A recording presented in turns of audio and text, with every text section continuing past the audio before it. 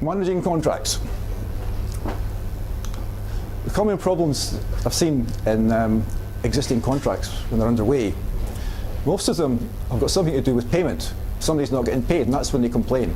But let's face it, payment is what we're doing these contracts for. I mean, there's intrinsic satisfaction, of course, as well. But after that, it's being paid.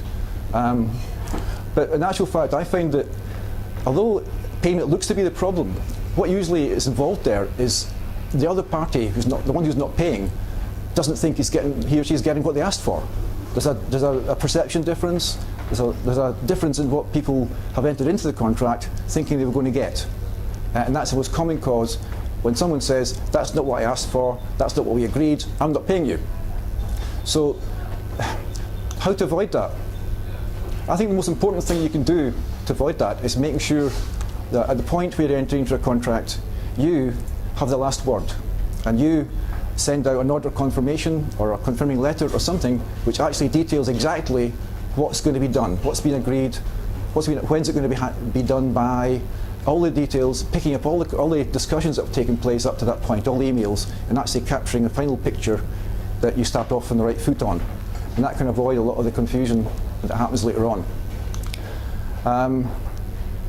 Other things in the course of contracts. Anybody hazard a guess as what this means? Clairvoyant correspondence. Where things are just assumed rather than it's on paper. It's a bit like that. It's a bit like that. But what it is it's like the future.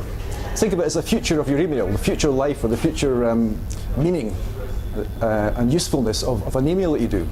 When you're in a contract, you're corresponding back and forth with your supplier, with your customer, your client, and something goes wrong later on, and suddenly all this correspondence from like 2 years ago, like these little snappy emails you've zapped off, are printed out and produced for somebody to look at and go through and try and see what they think it was meant by them.